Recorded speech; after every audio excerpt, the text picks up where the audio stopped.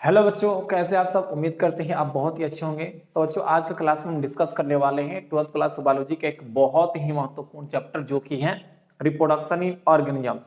तो बच्चा लोग, सबसे पहले हम आपको बात बता दें कि जो 12th क्लास बायोलॉजी का उसका जो फर्स्ट यूनिट है वह है रिप्रोडक्शन, और उसमें आपके आते हैं 4 चैप्टर्स। कितना बच्चों?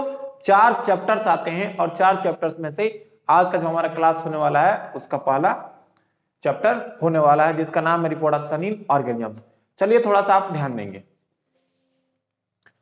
अब अगर हम बात करते हैं कि चारों चैप्टर जो रिप्रोडक्शन है उसमें चारों चैप्टर कौन कौन से हैं, तो थोड़ा सा ध्यान दीजिए। सबसे पहले देखिएगा, आपका सिलेबस है रिप्रोडक्शन, जो कि है unit first.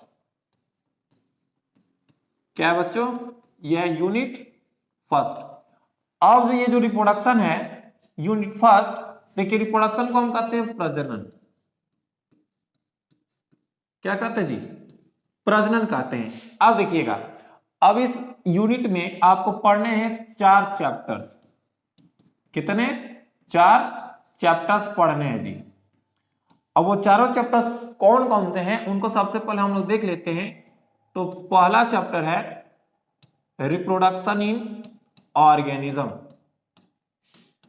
Reproduction in organism. दूसरा चैप्टर है sexual reproduction in flowering plant. Sexual reproduction in flowering plants, यानी कि पुष्पी पादपों में लैंगिक प्रजनन। और जो थर्ड चैप्टर है जिसका नाम है ह्यूमन रिप्रोडक्शन।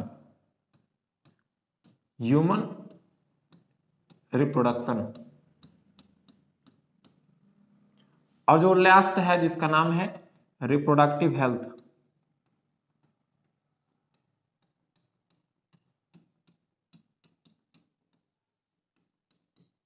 Reproductive health. तो बच्चों, यहां पे हमने देखा कि जो रिप्रोडक्शन यूनिट है उसमें आपको मुख्य रूप से जो कितने चैप्टर दिए गए हैं, 4 चैप्टर दिए गए हैं।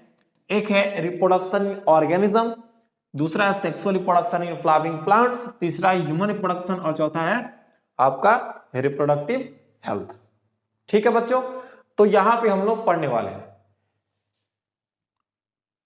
4 चैप्टर पढ़ेंगे, जिसमें से आज हम लोग पहला चैप्टर शुरू करेंगे। और चैप्टर को शुरू करने से पहले आप यहाँ पे एक नजर देंगे इस स्लाइड के ऊपर, तो देखेंगे यहाँ पर एक व्यक्ति हैं जिनका नाम है पंचानन माहेश्वरी।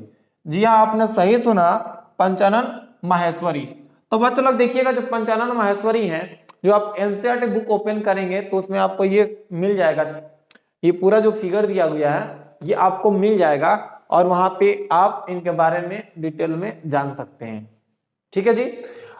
यहां से एक बहुत ही महत्वपूर्ण प्रश्न पूछा जाता है कि बताइए कि फादर ऑफ प्लांट एम्ब्रियोलॉजी कौन है? फादर ऑफ प्लांट एम्ब्रियोलॉजी कौन है? तो बच्चों, जो फादर है प्लांट एम्ब्रियोलॉजी के, किनको कहा जाता है? तो वो पंचानन माहेश्वरी।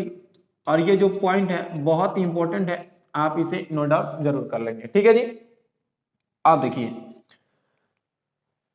अब यहाँ पे जो इसकी शुरुआत हो रही है, जो चैप्टर है उसमें लाइफ स्पेन है। ठीक है जी, लाइफ स्पेन है। लेकिन हम आपको बता दें, जो आपका एनसीईआरटी है वह इस चैप्टर को कितने हिस्सों में बांटा है, थोड़ा सा उसको हम लोग देख लेते हैं। जैसे कि एनसीईआरटी आपका है, ओके जी। अब एनसीईआरटी करता क्या है, इस चैप्टर को बांट देता है 3 हिस्सों में। एक लाइफ स्पेन, जिसको हम लोग कहते हैं जीवन काल या जीवन अवधि। दूसरा बांटता है ए सेक्सुअल रिप्रोडक्शन में,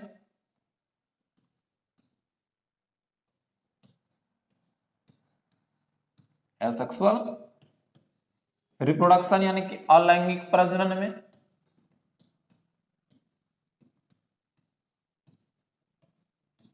ठीक है जी, ओके। दूसरा हिस्सा हो गया। आज जो तीसरा हिस्सा है जिसका नाम है सेक्सुअल रिप्रोडक्शन। सेक्सुअल रिप्रोडक्शन, देखिएगा, सेक्सुअल रिप्रोडक्शन यानी कि लैंगिक प्रजनन। लैंगिक प्रजनन। तो बच्चों यहाँ पे हम आपको बात बता रहे थे कि जो आपका यूनिट है रिप्रोडक्शन, उसमें 4 चैप्टर पढ़ने हैं और चारों चैप्टर में सबसे जो फर्स्ट यूनिट है रिप्रोडक्शन ऑर्गेनिजम्स। तो आपको बता दें ये चारों चैप्टर क्या है, तो बेसिक है जिसको आप स्किप नहीं कर सकते हैं। इससे हर वर्ष नीट में प्रश्न पूछे जाते हैं और साथ ही साथ आपके जो बोर्ड एग्जाम होते हैं उसमें प्रश्न पूछे जाते हैं। तो बच्चा लोग पूरे फुल ऑफ एनर्जी के साथ क्लास में ज्वाइन करेंगे और क्लास को शुरू से अंत तक जरूर देखेंगे ताकि आपका हर एक कंसेप्ट क्लियर हो।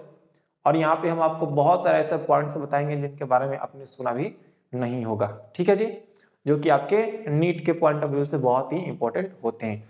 तो हमने क्या देखा कि जो एनसीईआरटी है वो क्या करता है, इस चैप्टर को 3 हिस्सों में बांट देता है। पहला लाइफ स्पैन, दूसरा सेक्सुअल रिप्रोडक्शन और तीसरा है सेक्सुअल रिप्रोडक्शन। तो इस प्रकार से एनसीईआरटी आपका 3 हिस्सों में बट गया है। लेकिन हम यहाँ पे बात करने वाले इससे भी और हटके बहुत सारी डिटेल्स में, ठीक है।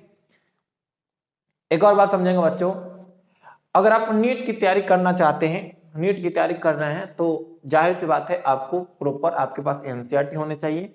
देखिए बच्चों क्या करना है, आपको वीडियो देखने हैं, एनसीईआरटी जो बुक है उसको पास में ही रखने हैं। फिर यहाँ पे क्या करेंगे, जो भी पॉइंट्स इंपॉर्टेंट उसको आप लोग अंडरलाइन करते हुए आगे बढ़ेंगे। चलिए देखिए, अब हम यहाँ पर बात करते हैं सबसे पहले जो कि बहुत बहुत ही महत्वपूर्ण है, वह है लाइफ स्पेन। आप देखेंगे बच्चों लाइफ स्पेन को हम हिंदी में कहते क्या है, तो लाइफ स्पेन को हम हिंदी में कहते हैं जीवन अवधि। क्या कहते हैं जी, जीवन अवधि। एक और बात समझिएगा, जीवन अवधि को डिफाइन करने से पहले एनसीईआरटी में कुछ लाइन दिया गया उसको समझेंगे। और यही पॉइंट है कि each and every organism can live only for certain period of time, यानी कि इस पृथ्वी पर जितने भी जीव हैं वे इस पृथ्वी पर कुछ निश्चित समय के लिए ही जीवित रहते हैं। यानी कि ये नहीं है कि कोई जीव का जन्म हुआ है वो हमेशा इस पृथ्वी पर बना ही रहेगा, एक दिन उनकी मृत्यु निश्चित होती है, यानी कि डेथ क्या होता है, सर्टेन होता है, ओके, निश्चित होता है। तो यहां पे हम समझते हैं, अगर आप इस टर्म को डिफाइन करेंगे तो कैसे डिफाइन करेंगे, तो इसको हम लोग समझते हैं। जैसे समझिएगा, कोई जीव है उसका जन्म हुआ, क्या हो बच्चों, जीव का जन्म हुआ है, ओके। अब देखिएगा जन्म हुआ है ना, जन्म के बाद क्या होता है, उसकी मृत्यु हो रही है, यानी कि डेथ, ओके। और यहां पर जो मृत्यु हो रही है, आप ध्यान रखेंगे मृत्यु कैसे हो रही है, नेचुरल। क्या हो रही जी, नेचुरल। एक बात समझिए, अब ऐसा नहीं है कि आप रास्ते में जा रहे हैं, ठीक है, और अचानक आपका एक्सीडेंट हो जाता है, आपका डेथ हो जाता है, और यानी कि उस वक्त आपका जो एज होता है उसी को हम लाइफ स्पेन कहेंगे। ऐसा कभी नहीं हो सकता है। लाइफ स्पेन को हम अच्छी तरह से डिफाइन करेंगे, कैसे, तो समझिएगा। तो हमने बोला कि एक जीव है जिसका जन्म होता है और क्या होता है जी, डेथ होता है। क्या होता है, डेथ होता है, ओके। तो जीव के जन्म से लेकर के उसके डेथ, और कैसा डेथ, प्राकृतिक मृत्यु यानी कि नेचुरल डेथ, उसके मध्य में जो समय है, देखिए उसके मध्य में जो टाइम है, ये जो समय व्यतीत किया उस जीव ने, इसी को हम लोग कहते हैं क्या, इसी को हम लोग कहते हैं लाइफ स्पेन। क्या कहते हैं जी, लाइफ स्पेन। तो लाइफ स्पेन का डिफिनेशन क्या होगा, तो बहुत ही आसान सा डिफिनेशन है, देखिएगा, the time period between, the time period between birth to natural death, natural death, यानी कि समझिए जन्म से लेकर के प्राकृतिक मृत्यु के बीच का जो समय काल होता है उसी को हम लोग क्या कहते हैं जी, उसी को हम लोग कहते हैं लाइफ स्पेन कहते हैं। ठीक है बच्चों, क्या कहते हैं जी, लाइफ स्पेन कहते हैं। आप इसे नोट करते हुए आगे बढ़ेंगे।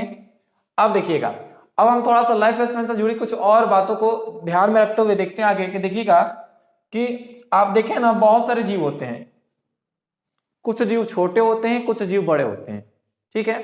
तो यहां पर एक पॉइंट एनसीईआरटी में जिक्र की गई है कि जो जीवों का जीवन काल होता है वह कुछ मिनट का भी हो सकता है और कुछ घंटों का भी हो सकता है, और यहां तक कि एक दिन से लेकर के हजारों वर्षों तक का भी हो सकता है।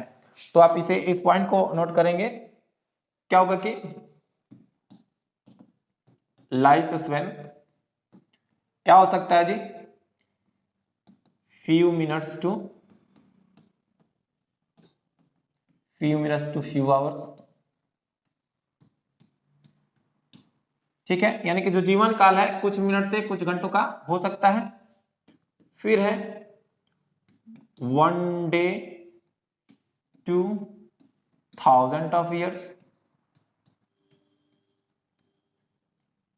1000 of years, यानी कि एक दिन से लेकर के हजारों वर्षों तक, हजारों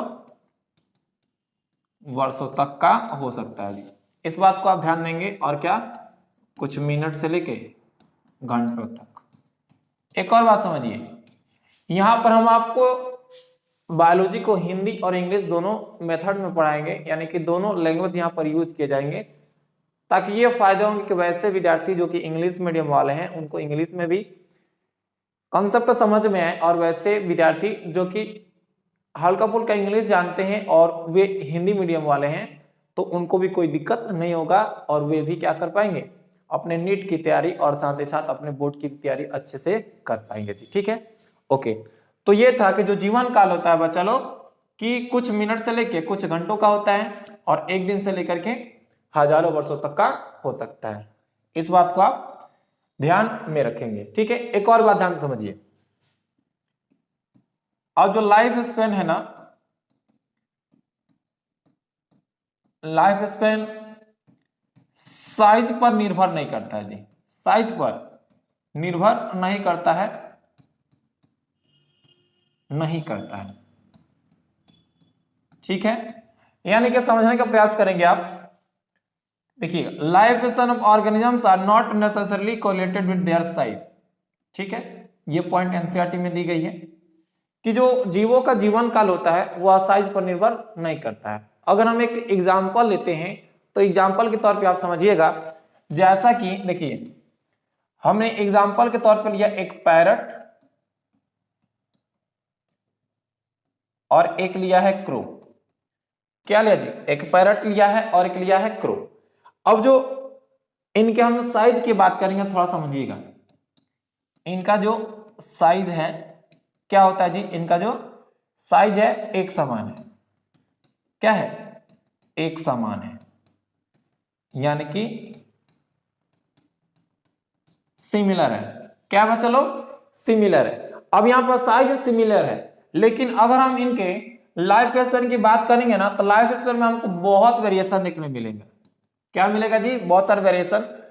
क्योंकि देखिए अगर हम पैरोट के यानी जो तोता है उसके जीवन काल की बात करते हैं बच्चों, तो उसका जो जीवन काल होता है वह होता है 140 वर्ष।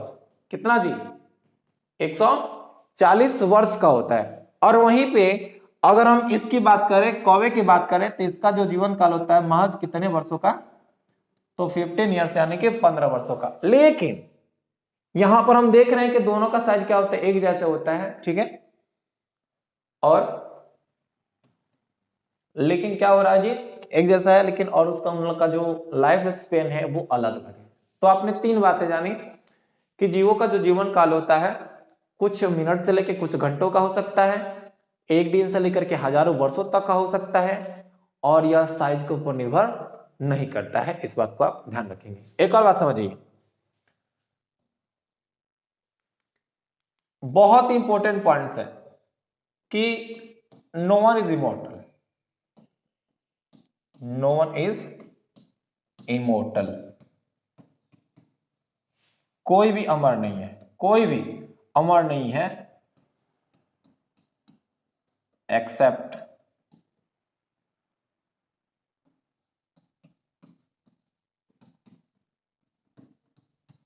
Single cell organism. इस बात को समझिएगा, यानी कि जो सिंगल सेल ऑर्गेनिज्म है उनको अगर हम छोड़ दें तो कोई भी क्या है, कोई भी अमर नहीं है, कोई भी अमर नहीं है, कोई भी अमर नहीं है।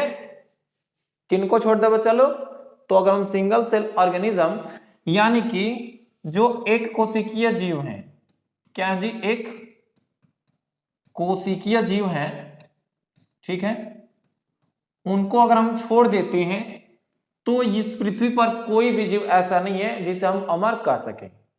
ठीक है जी, कोई भी इमोर्टल नहीं है, कोई भी मरणशील नहीं है।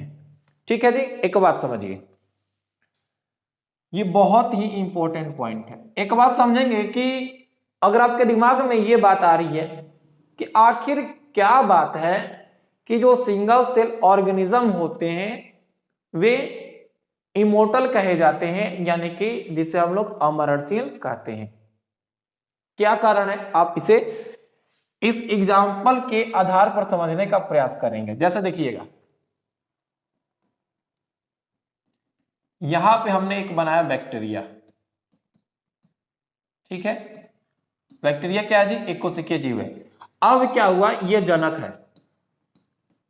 क्या जी, जनक है, यानी कि पेरेंट है। ओके, देखिए अब होता यही है कि जो पेरेंट है इसमें तो विभाजन होता है। क्या होता है जी, विभाजन होता है, डिवीजन होता है। अब डिवीजन होता है तो क्या होता है, इसका जो शरीर है दो हिस्सों में क्या होता है, बट जाता है। देखिएगा कुछ इस प्रकार से, इसका शरीर ही दो हिस्सों में बट गया। तो ये पेरेंट है और ये डॉटर है।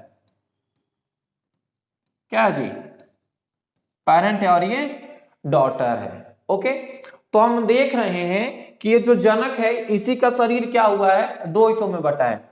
यानी कि अब देखिए, अब इसके जो पीछे ये जो जनक था इसी का शरीर क्या हुआ है, दो हिस्सों में बट गया जी, दो हिस्सों में बट गया है। तो यहां पे आप इस बात को समझिएगा कि अब इसके पीछे मरने के लिए कोई नहीं बचा है, क्योंकि जनक ही किसमें परिवर्तित हो गया, पुत्रियों में परिवर्तित हो चुका है, यानी कि डॉटर बैक्टीरिया में परिवर्तित हो चुका है, जिसके कारण इनकी प्राकृतिक मृत्यु नहीं होगी।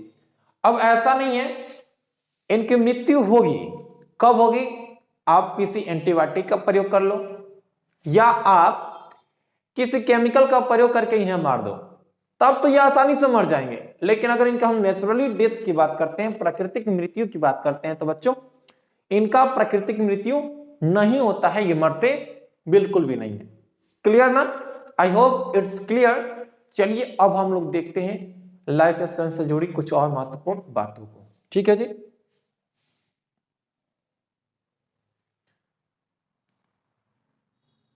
यहां पर तो जीवों का जीवन काल दिया गया है, लेकिन इसके पहले एक पॉइंट्स है, दो तीन पॉइंट है आपको हम बताएंगे।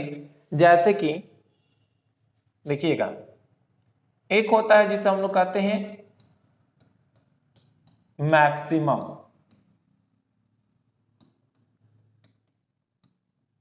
Life span. Maximum life span, अधिकतम जीवन काल, अधिकतम जीवन काल। अब आपसे पूछा जाए कि बताइए ये मैक्सिमम लाइफ स्पेन होता क्या है, अधिकतम जीवन काल होता क्या है, तो देखिएगा इस टर्म को एनसीईआरटी में जिक्र किया ही नहीं गया है और बहुत सारे ऐसे बुक्स में जिक्र किया ही नहीं गया है, बट नीट के पॉइंट ऑफ व्यू से ये बहुत ही इंपॉर्टेंट है। और बच्चा लोग, हम लोग बायोलॉजी किसकी पढ़ रहे हैं, तो नीट की पढ़ रहे हैं, और साथ ही साथ हम लोग पढ़ रहे हैं अपने बोर्ड के एग्जाम के लिए भी नीट का भी। एक और बात समझिए, केवल आपको ये थ्योरी की क्लासेस ही नहीं चलेंगी, जबकि जैसे ही कंप्लीट होगा एक पोर्शन, उससे बहुत सारे एमसीक्यू हम लोग क्या करेंगे, यहां पर प्रैक्टिस करेंगे।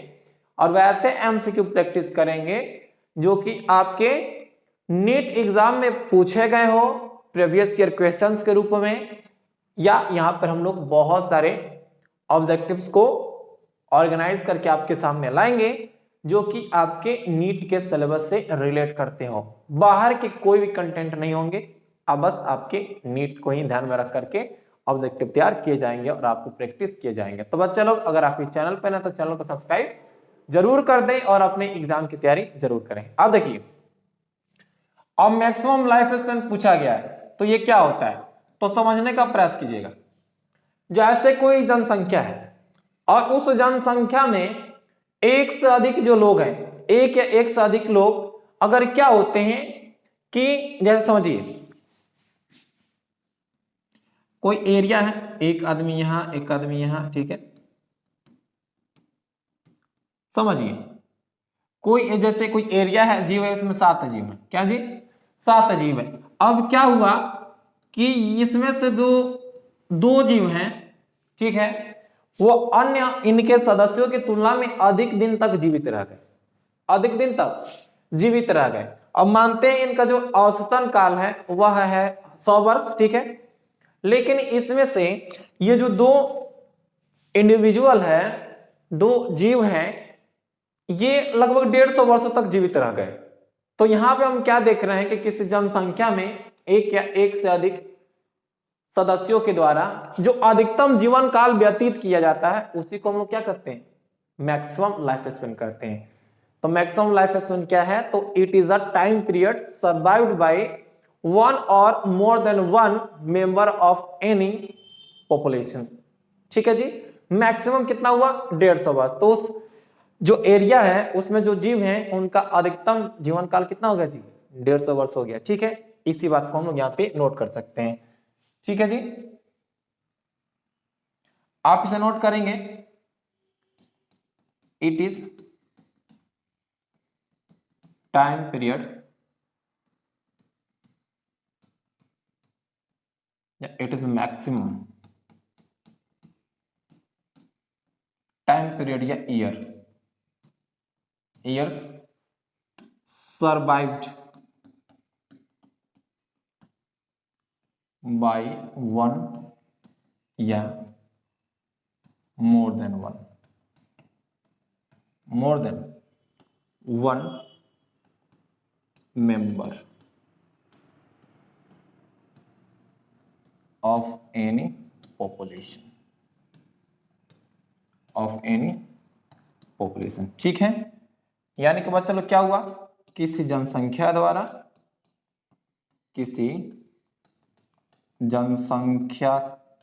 के एक या अधिक सदस्यों के द्वारा जो अधिकतम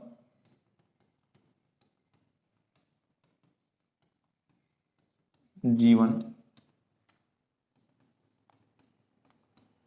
व्यतीत की जाती है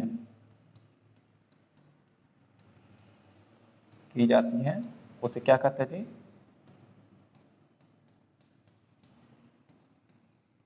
मैक्सिमम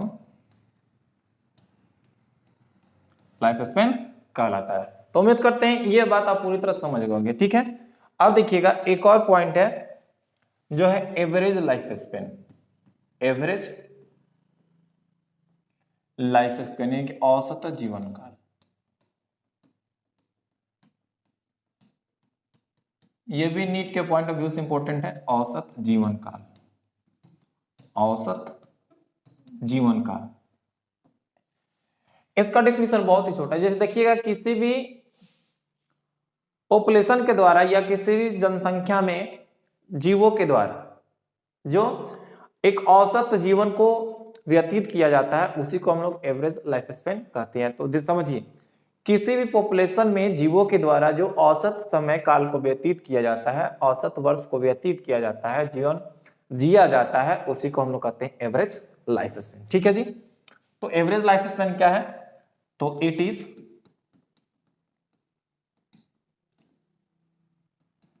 टाइम पीरियड, कौन सा time period, average, it is average time period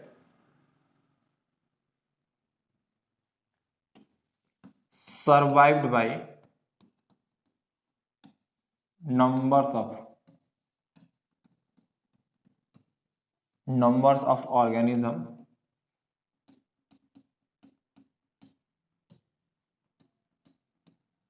of any population,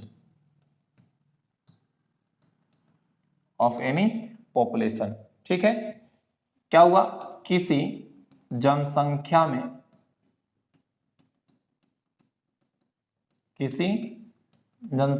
में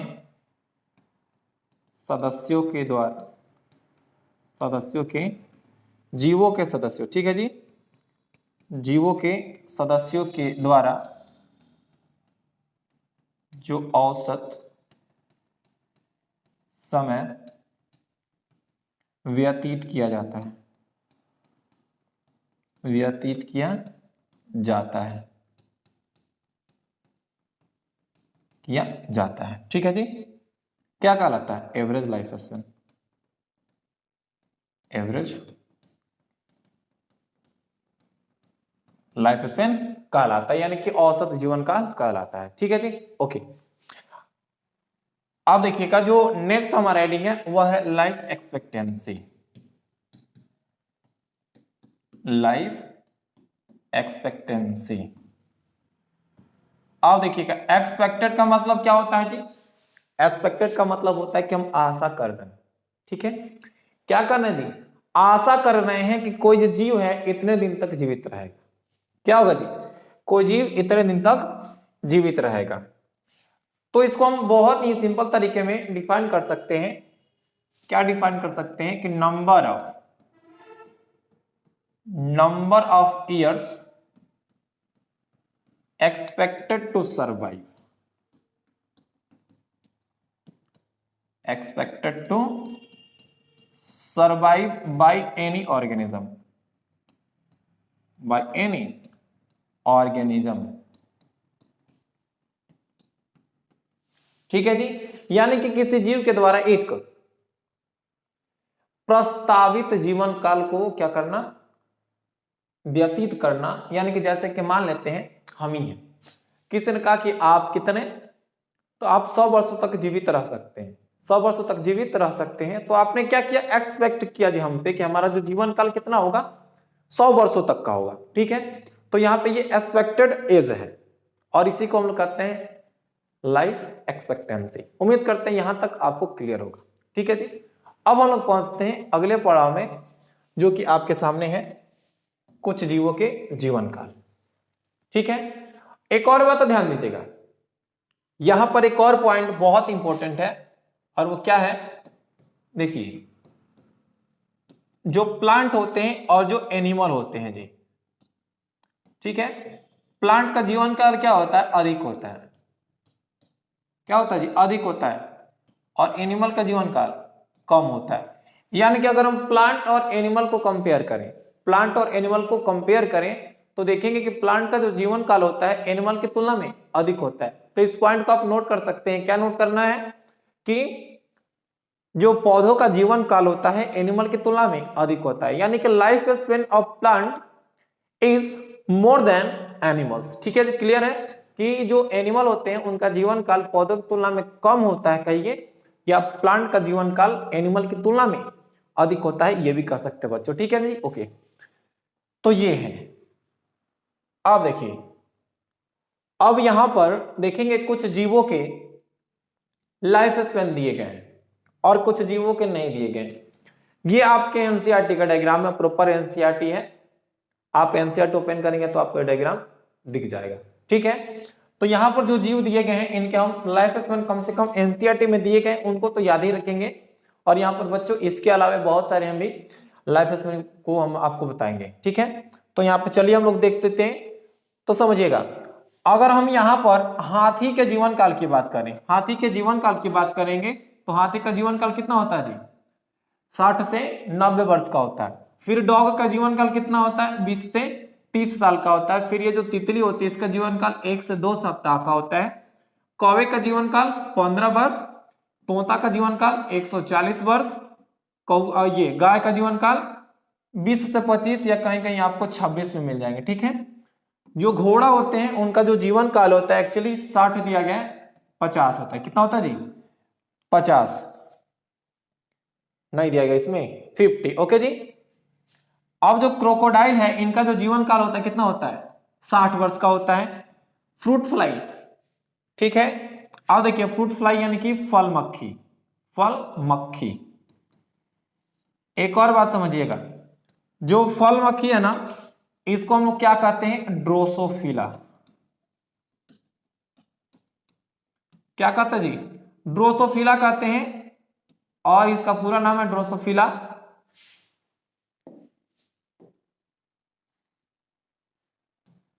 मेलानोगैस्टर। मेलानोगैस्टर, ड्रोसोफिला मेलानोगैस्टर। आगे के चैप्टर्स में हम लोग ड्रोसोफिला मेलानोगैस्टर के ऊपर जो एक्सपेरिमेंट किया था उन्होंने थॉमस हंट मॉर्गन ने, उसको हम लोग डिस्कस करेंगे पूरे डिटेल में, ड्रोसोफिला के बारे में डिस्कस करेंगे। एक और बात समझेंगे बच्चों कि आज के समय में ड्रोसोफिला के ऊपर क्या हो रहे हैं, प्रतिदिन क्या होता है इसके ऊपर रिसर्च होते हैं। क्योंकि देखिएगा मैक्सिमम यहाँ पे जो जेनेटिक्स में रिसर्च हुए हैं, एक तो मटर के ऊपर हुए हैं, फिर ये ड्रोसोफिला पे, और फिर ये एक बैक्टीरिया जिसका नाम है ई कोलाई। ठीक है, ध्यान रखेंगे ड्रोसोफिला बहुत ही क्या जी इंपॉर्टेंट चीज है। अब यहाँ पर अगर हम एक टर्टल की बात कर लें यानी टोर्टोइज यानी कछुए की बात कर ले तो समझेंगे बच्चों, सबसे अधिक दिन तक जीवित रहने वाला जीव यानी एनिमल की बात कर रहे हैं ना कि प्लांट का भी। सबसे अधिक जीवित रहने वाला जो एनिमल है, ठीक है, सबसे अधिक दिन तक जीवित रहने वाला एनिमल है वह कछुआ ही है। क्या जी, कछुआ ही है। और इसका जो जीवन काल है आपके सामने दिया गया है, कितना है आप बताएंगे, 100 से लेकर के 150 वर्ष। फिर अगर हम यहाँ पे रोज की देखें, गुलाब की, तो इसका जो जीवन काल होता है 5 से 7 वर्ष का होता है। फिर यहाँ पे बनाना ट्री है 25 वर्ष तक जिसका जीवन काल होता है। फिर राइस प्लांट की बात करेंगे तो प्रॉपर इसका जीवन काल होता है 4 महीने। कितना जी, 4 महीने का होता है। फिर जो बनियन ट्री होता है, बरगद का पेड़, इसका जीवन काल होता है 200 से 300 कह सकते हैं, 200 से 300 इसका जीवन काल होता है। ओके, अब देखिए इनके अलावे कुछ और भी जीवों के जीवन काल दिए गए हैं जिसको हम लोग देखते हैं। जैसे समझिए यहां पे एक पॉइंट हमने आपको बताया था कि जीवों का जो जीवन काल होता है कुछ मिनट से लेकर के कुछ घंटों का हो सकता है। तो बच्चा लोग कुछ मिनट से लेकर कुछ घंटे का जो जीवन काल होता है वह केवल और केवल सूक्ष्म जीवों का होता है। ठीक है, तो यहाँ पे क्या है, माइक्रो ऑर्गेनिजम्स है। जो माइक्रो ऑर्गेनिजम्स हैं इन्हीं का जीवन काल क्या होता है जी, इन्हीं का जीवन काल कुछ मिनट से लेकर के कुछ घंटों का होता है। ओके, अब देखिए अगर हम एक मेव फ्लाई की बात करें तो मेव फ्लाई का जो जीवन काल होता है बच्चों कितना होता है, 1 दिन का होता है। कितना होता है जी, 1 दिन का होता है। फिर ये सिकाडा है जो कि एक घास है, ठीक है, इसका भी जीवन काल 1 दिन का होता है। बटरफ्लाई तितली, इसका जीवन काल होता है 1 से 2 सप्ताह। फ्रूट फ्लाई अभी देखा था 1 महीना यानी कि 30 डेज। ओके, राइस प्लांट का 4 महीना। तो बच्चा लोग देखिए अगर ये जो नीट वाले हैं ना, एनटीए जिसका नाम है टेस्टिंग एजेंसी जो है, अगर राइस प्लांट के बारे में पूछ दिया है तो वेट प्लांट के बारे में पूछा जा सकता है। तो आप इसे भी क्या करेंगे, ध्यान में रखेंगे कि वेट का जो जीवन काल होता है कितने दिन का होता है, 5 महीने का। फिर चूहा का 4 वर्ष, रोज का भी हमने 5 से 7 बताया था। ठीक है, 5 से 7 याद रखिएगा, 5 से 7 वर्ष। रैबिट का 13 वर्ष, कौवे का 15, गाय का 25, बाना ट्री का भी 25, मंकी का 26, कुत्ते का 25। और देखिए कैट का जो होता है 35 से 40 होता है, व्हेल का 37 होता है, हॉर्स का 50 वर्ष हमने बताया भी है, क्रोकोडाइल का 60, एलिफेंट का 60 से 65 दिया, यानी कि यहाँ पे 60 से 65 नहीं करेंगे, 60 से 65 नहीं ना, 60 से 75 दिया गया था, तो उसको आप लिखेंगे 60 से 90। एक और बात समझेंगे, जो जीवन काल है अलग अलग किताबों में ये अलग अलग हो सकते हैं, वेरी कर सकते हैं, लेकिन यहां पर जो है आपके प्रीफाइड है, गलती नहीं है। बाज का 90, आदमी का 100, जो कि एवरेज अब कितना हो गया है, 65 हो गया। तोता का 140 जान चुके हैं, टोटोइज का भी, बनियन ट्री का भी। अब देखिए सबसे महत्वपूर्ण जो ये पीपल है, पीपल का जो वृक्ष होता है उसका जो जीवन काल होता है 2000 से लेके 3000 वर्ष तक का होता है। फिर एक सिकोया है जिसको हम रेडवुड ट्री, आपने मूवी तो देखा होगा पुष्पा बाहुबल, पुष्पाराज देखा ना जी, ओके, पुष्पा द राइज, उसमें देखेंगे कि वो क्या करता है, स्मगलिंग करता है। कहने का मतलब कि गवर्नमेंट से छुपा करके, प्रशासन से छुपा करके क्या करता है, उसको सेल करता है। ठीक है, उसको एक्चुअली उसी को हम लोग स्मगलिंग कहते हैं। अब यहाँ पे वो कह रहा है लाल चंदन ऐसे पुष्पा भाव कि झुकेगा नहीं। ठीक है, तो सिकोया यानी रेडवुड ट्री है। अब देखिए एक है सबसे इंपॉर्टेंट की लेरिया ट्राइडेंटटा, लेरिया ट्राइडेंटा यानी कि oldest plant found in south western California of USA. यानी कि जो यूएसए है उसमें एक जगह है कैलिफोर्निया, और कैलिफोर्निया में एक बहुत ही ओल्डेस्ट ट्री है, ओल्डेस्ट प्लांट है, जिसका जीवन काल कितना है जी? 11,300 वर्ष। तो इतने जीवों के जीवन काल है जो एनसीईआरटी में दिए गए प्रॉपर, आप उसको याद रखेंगे। इसके अलावे अगर हम बात कर लेते हैं, देखिए मैंगो का, ठीक है, तो बच्चा लोग मैंगो का जो जीवन काल होता है कितना होता है? तो मैंगो का जीवन काल होता है वही 300 वर्ष के करीब, ठीक है। अब कहीं बुक में आपको 150 200 भी मिल सकता है, लेकिन हम ध्यान रखेंगे कि जो आम होते हैं उनका जीवन काल कितना होता है? 300 वर्ष तक होता है। क्लियर है जी? ओके। अब हम आगे पहुंचते हैं मेन मुद्दे पर। तो समझिए, जो जीवों का लाइफ स्पेन है उसको हम 4 हिस्सों में बांट सकते हैं, यानी कि उसको 4 अवस्थाओं में बांटा जा सकता है। यानी कि बच्चा लोग हम किसकी बात करेंगे? स्टेज ऑफ लाइफ स्पेन की बात करेंगे। तो इसमें आपके 4 हैं, एक है जुवेनिलिटी, दूसरा मैच्योरिटी, तीसरा है एडोलसेंस से सेनेसेंस है, और चौथा है डेथ। यानी कि 4 अवस्थाएं हैं जिनको हम बारी बारी से क्या करेंगे? डिस्कस करेंगे। देखिएगा, बच्चे का जन्म हुआ, वृद्धि हुआ, फिर यह बूढ़ा होगा, ठीक है। यानी कि देखिए ऐसे जीवन का कर्व चलता है, ऐसे जीवन का कर्व चलता है, ऐसे ऊपर आता है। फिर अब यहां पर हम ऐसे क्यों कर रहे हैं कि व्यक्ति, देखिए अंत में क्या होता है कि जो व्यक्ति होता है एकदम बच्चे की तरह हो जाता है, ठीक है। उनका देखभाल करना होता है, जैसे हम लोग बचपन में करते हैं ना छोटे बच्चों का, वैसे ही उनकी भी देखभाल करनी होती है, क्योंकि बूढ़े हो जाते हैं, उनके शरीर का कार्य करने नहीं लगते हैं, और जब काम नहीं करेंगे तो उनको हम लोग को मदद करनी होती है, देखभाल अच्छे से प्रॉपर करनी होती है। तो बच्चा लोग देखिए, हर व्यक्ति क्या होता है? जन्म लेता है, उसकी मृत्यु होती है, ये तो वास्तविकता है। लेकिन ध्यान रखेंगे, आप जो बूढ़े लोग हैं, जो बूढ़े लोग होते हैं, उनकी आप मदद जरूर करेंगे, क्योंकि उनका जो आशीर्वाद होता है फलता है जरूर, ठीक है जी। चलिए, तो यहां पे हम बात करते हैं सबसे पहले जो फर्स्ट स्टेज है, जिसका नाम है जुवेनिलिटी। आप इसे जुवेनाइल फेज भी कह सकते हैं। क्या कह सकते हैं बच्चों? जुवेनाइल फेज भी कह सकते हैं, या वेजेटेटिव फेज। वेजेटेटिव फेज, एक बात तो समझिएगा, अब ये जो वेजिटेटिव फेज है किसके लिए हम लोग बोलेंगे? प्लांट के लिए, ठीक है। अगर हम प्लांट के लिए बोलेंगे तो इसको हम लोग वेजिटेटिव फेज बोलेंगे, और एनिमल के लिए बोलेंगे तो आप उसे जुवेनाइल फेज या जुवेनिलिटी कह सकते हैं। अब यहां पे पूछा जाए आपसे कि बताइए ये वेजिटेटिव फेज या जुवेनाइल फेज या जुवेनिलिटी होता क्या है? तो समझिएगा, यह वह समय काल होता है जिसमें जीव क्या होते हैं? वृद्धि करते हैं, और उनका जो शरीर होता है प्रजनन के लिए मैच्योर होता है, परिपक्व होता है। इसी को हम लोग कहते हैं जुवेनिलिटी। यानी कि देखिएगा,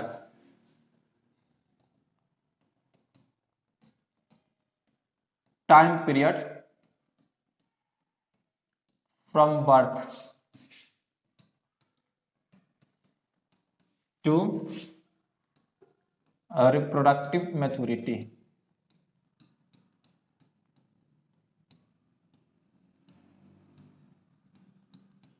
रिप्रोडक्टिव मैच्योरिटी यानी कि जन्म से लेकर के प्रजनन परिपक्वता तक, जन्म से प्रजनन परिपक्वता तक का समय, क्या कहलाता है जी? जुवेनिलिटी कहलाता है या जुवेनाइल फेज कहलाता है। फिर यहां पे मैच्योरिटी। अब देखिएगा, मैच्योरिटी को हम लोग रिप्रोडक्टिव फेज क्या कह सकते हैं जी? रिप्रोडक्टिव फेज कह सकते हैं, ठीक है। अब देखिए, रिप्रोडक्टिव फेज को कैसे डिनोट करेंगे, कैसे इसको हम लोग डिफाइन कर पाएंगे? तो समझिएगा, एक जीव है, उसने मैच्योरिटी गेन कर ली है कि वो प्रजनन कर सकता है, तो एक अवस्था में प्रवेश कर जाता है जिसको हम लोग कहते हैं रिप्रोडक्टिव फेज। और बच्चा लोग, रिप्रोडक्टिव फेज क्या है? तो वह अवस्था है जिसमें जीव क्या करता है, प्रजनन की क्रिया करता है, यानी कि अपने जैसे नए जीव को उत्पन्न करता है। ठीक है, तो क्या करता है जी, टाइम पीरियड या phase in which organism reproduce, in which organism reproduce। ठीक है, यानी कि वह समय जिसमें क्या करता है, जीव प्रजनन की क्रिया करता है। क्या करता है जी, जिसमें जीव प्रजनन की क्रिया करता है। बहुत ही आसान है कि वह समय जिसमें जीव प्रजनन की क्रिया करता है, प्रजनन की क्रिया करता है, उसी को हम लोग क्या कहते हैं बच्चा लोग, उसी को हम लोग कहते हैं मैच्योरिटी। ठीक है जी। अब है एजिंग या सेनेसेंस, एजिंग या सेनेसेंस। अब देखिएगा, अब एजिंग या सेनेसेंस क्या है तो समझिए, या वह समय है जिसमें क्या होता है कि जो शरीर के अंग है धीरे धीरे उनमें डिटेरियोरेशन होता है, यानी कि धीरे धीरे उसमें क्षय होता है। क्या होता है क्षय करने का मतलब, उनकी जो एक्टिविटी होती है धीरे धीरे घटती जाती है, यानी कि बॉडी एक्टिविटी का क्षय होता है। उसी को हम लोग क्या कहते हैं जी, इसी को हम लोग कहते हैं एजिंग, यानी कि वह समय जिसमें शरीर के अंग धीरे धीरे कार्य करना क्या होते हैं, स्लो डाउन कर देते हैं, स्लो प्रोसेस कर देते हैं, स्लो डाउन एक्टिविटी। क्या कर देते हैं, जो अंग है उनके एक्टिविटी को क्या कर देते हैं जी, स्लो डाउन कर देते हैं। कहने का मतलब कि उनको धीमा कर देते हैं, उनकी रफ्तार को धीमी कर देते हैं। आप इसे समझ सकते हैं एग्जांपल के तौर पे, एक बात बताएंगे, जैसे एक 20 साल का लड़का है और एक 60 साल का पुरुष। अब एक बात बताइए, अगर दोनों में कंपेयर करें तो किसमें वर्क एफिशिएंसी ज्यादा होगा, किसके ऑर्गन अच्छे तरह से वर्क करेंगे, तो आपका जो जवाब होगा क्या होगा बच्चा लोग, आपका जवाब होगा 20 साल का लड़का। क्यों, क्योंकि इसका जो शरीर के अंग हैं, ऑर्गन हैं, बहुत ही अच्छे से वर्क कर रहे हैं। लेकिन वो 60 साल वाला जो व्यक्ति है, उसका जो ऑर्गन है वो धीरे धीरे क्या हो रहा है, उसका जो प्रोसेस है धीरे धीरे, उसका जो एक्टिविटी है धीरे धीरे कम होता जा रहा है, उसका क्षय होता जा रहा है। और इसी को हम लोग क्या कहते हैं जी, एजिंग कहते हैं। क्लियर है, ओके। अब सुनिए, यहां पर एक पॉइंट है, ध्यान देंगे, जीरोंटोलॉजी। क्या जी, जीरोंटोलॉजी है। अब ये जीरोंटोलॉजी क्या है, आप इसे समझने का प्रयास करेंगे। बहुत ही सिंपल है कि वह टाइम, देखिए वह टाइम जिसमें व्यक्ति का जो शरीर होता है या व्यक्ति के शरीर के जो अंग धीरे धीरे काम करना बंद कर देते हैं, उनको हम तो कहते हैं एजिंग। और ये जीरोंटोलॉजी होता है study of ageing, study of ageing, यानी कि जो बुढ़ापा होता है उसी का हम लोग अध्ययन को क्या कहते हैं, जीरोंटोलॉजी कहते हैं। बहुत ही क्या है जी, इंपॉर्टेंट है आपके नेट के लिए भी और आपके बोर्ड के लिए भी। ओके, अब देखिएगा, अब यहां पे अब मान लेते हैं कि ई है रामू, बहुत मुस्कुरा रहे हैं जी, ये उनका बाल है, ये उनका कान है, चलो जी ओके जी। तो रामू, ठीक है, ये है, इनका रियल एज कितना है, तो मान लेते हैं इनका रियल एज है कितना, 30 वर्ष। एक पॉइंट समझने का प्रयास करें, 30 ईयर्स है। ओके देखिए, फिर से हम बता देते हैं, ये है रामू, ओके, नहीं नहीं ऐसा ना, ओके जी, ओके, ये है रामू 30 ईयर्स, लेकिन दिख कैसे रहे हैं, 40 वर्ष के। ठीक है, रियल क्या है 30, दिख कैसे रहे हैं 40 वर्ष के। अब समझिए, अगर कोई व्यक्ति है वह अपने वास्तविक, देखिए उसका जो वास्तविक एज होता है उससे अधिक, यानी कि उससे ज्यादा बूढ़ा दिखता है, तो उसको हम क्या कहते हैं, तो एक टर्म होता है इसके लिए, हम लोग कहते हैं जीरो मॉर्फिज्म, जीरो मॉर्फिज्म यानी कि looking of people older than their real age यानी कि जब लोग क्या होंगे उनके वास्तविक जीवन नहीं ना जी, उनके वास्तविक उम्र से अगर वो बूढ़े दिखते हैं तो उसको हम लोग क्या कहते हैं, जीरो मॉर्फिज्म कहते हैं। इस बात को भी ध्यान रखेंगे, बहुत ही इंपॉर्टेंट है। ओके, अब है last stage, death, final stage of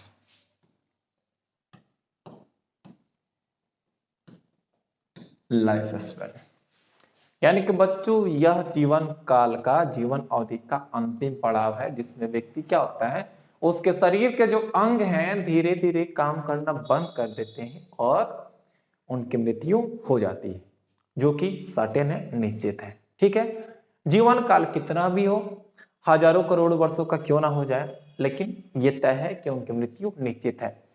क्योंकि समझिएगा, भगवान श्री कृष्ण ने कहा था कि इस पृथ्वी पर जितने ही जन्म लिए हैं, जितने व्यक्ति ने जन्म लिए हैं, जितने जीव ने जन्म लिए हैं, उनकी मृत्यु तय है। और किसको छोड़ करके, तो सूक्ष्म जीवों को छोड़ करके। ठीक है जी, तो बच्चा लोग आज के सेशन में इतना ही। नेक्स्ट सेशन में हम लोग बात करेंगे रिप्रोडक्शन के बारे में और रिप्रोडक्शन के मोड के बारे में। तो बच्चा लोग वीडियो आपको कैसा लगा कमेंट में जरूर करेंगे, और हम लोग मिलते हैं नेक्स्ट वीडियो में फुल ऑफ एनर्जी के साथ, और उसमें हम लोग बात करेंगे आपके नेक्स्ट टॉपिक के बारे में और बहुत सारे एमसीक्यू लगाएंगे जो कि आपके एग्जाम के लिए बहुत बहुत महत्वपूर्ण साबित होंगे। तो मिलते हैं हम लोग नेक्स्ट वीडियो में, तब तक के लिए बेस्ट ऑफ लक, जय हिंद।